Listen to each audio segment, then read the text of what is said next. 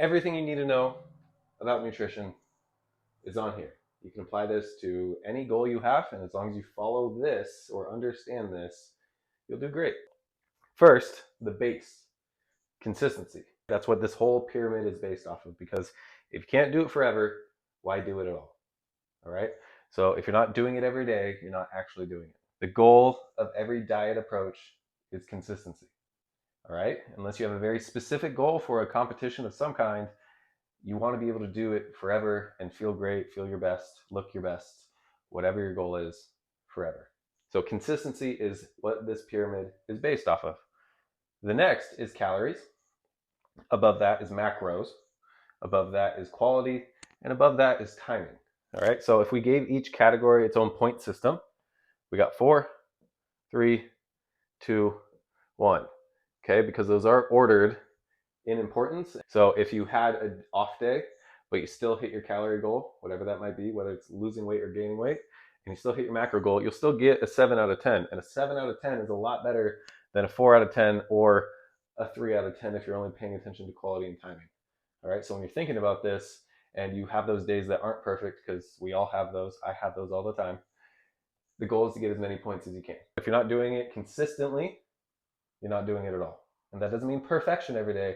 You might have off days, but if your weekly average, monthly average is still a 7 out of 10, you're going to be crushing it. Starting on calories. What are calories? Calories are a unit of measurement. All right, that is it. Okay, so don't fall for the trap of good calories versus bad calories. That's not really true. A calorie is just a unit of measurement. If you're going on a road trip and you have to drive 300 miles, some of those miles are on the freeway, some are on hills, some are on windy roads, some are through towns or school zones. Okay, they're still 300 miles. Calories, just a unit of measurement. Your mass, your size of human, and your calorie energy usage dictates more calories, smaller mass, less energy usage equals less calories. So if you're a bigger human, if you move around a lot throughout the day, and I'm talking steps because steps are the number one way to associate with your activity level, you need more calories. If you're a smaller or more inactive human, less calories. All right, that's all you need to know for calorie intake. More equals more, less equals less. That's it. Keep it simple. Calories do not dictate hunger. I know there's some diets out there, or maybe you've experienced this, where you were put on a diet plan and they just hammered calories and you're like, you're going to eat this many calories and that's all that matters. That's not all that matters. But calories do not dictate hunger. Talking from personal experience, you can crush an entire sleeve of Oreos and still feel hungry afterwards. It's like 1,000 calories. But if you went to crush a bag of carrots or 2 or 3 apples, you're not going to keep going back for more. Calories don't dictate hunger, right? Macros. Protein.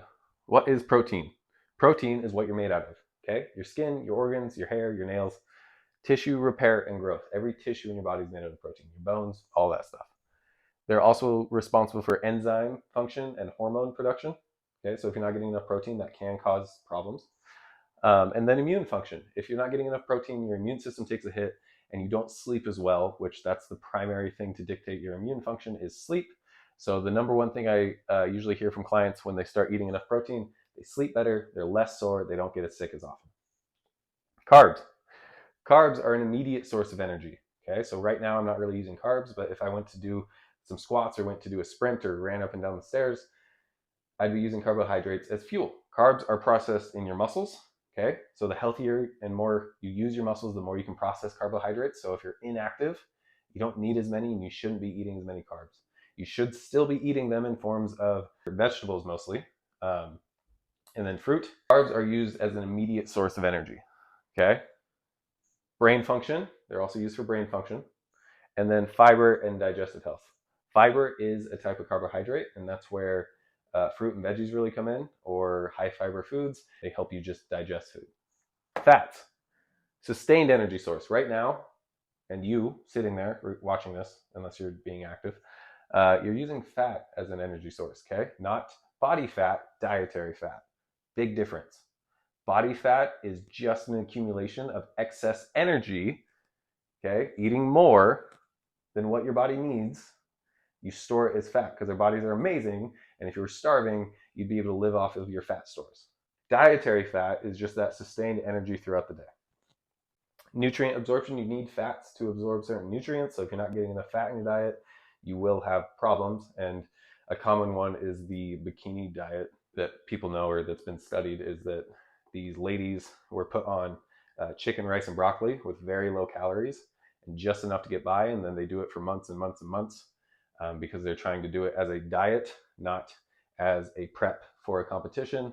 And then you get all kinds of problems because you weren't getting enough nutrients, one, from the foods you were eating, and two, you couldn't absorb them because you weren't getting enough fat in your diet. So dietary fat is important. And then cell function and protection.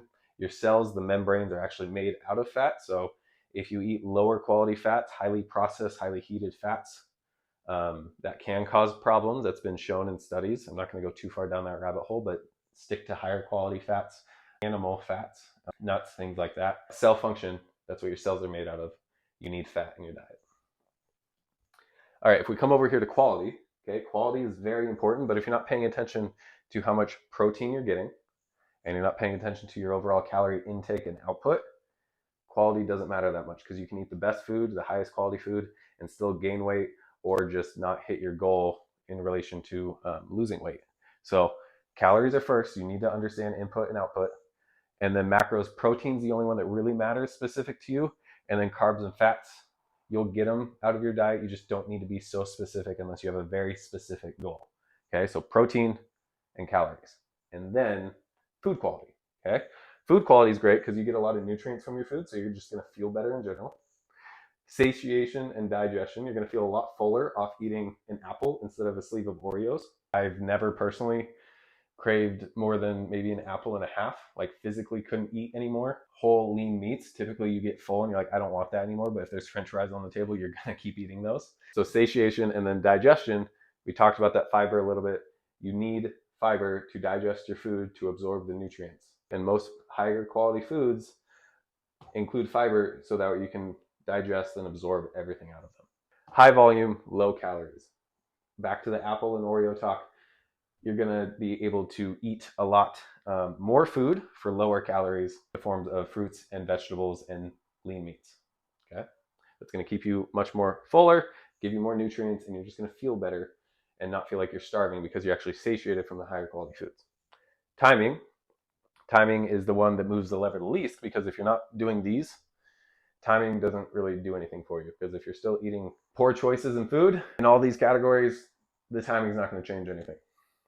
So nutrient absorption, if you eat your carbohydrates around your workout, since those are processed by your muscles and those are used as quick energy, you're going to feel better eating those then instead of throughout the day when you're not really that active and have those blood sugar spikes and drops. Blood sugar regulation, kind of just talked about that.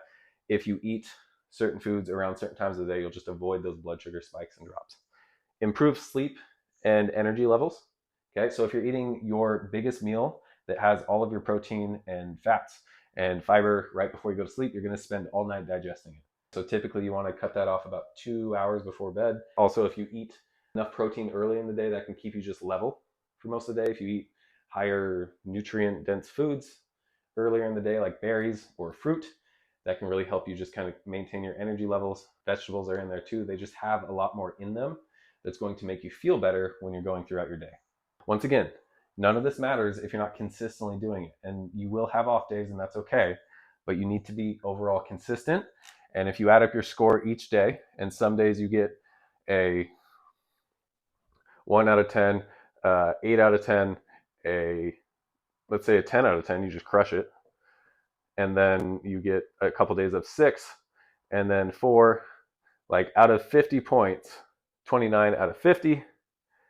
And so like that's what you're looking for. So that's the average over 5 days. Okay, so we just want to keep bringing that average up, and you will have off days, and that's okay. But then the very next day, it's like, okay, what can I do to manage my calories?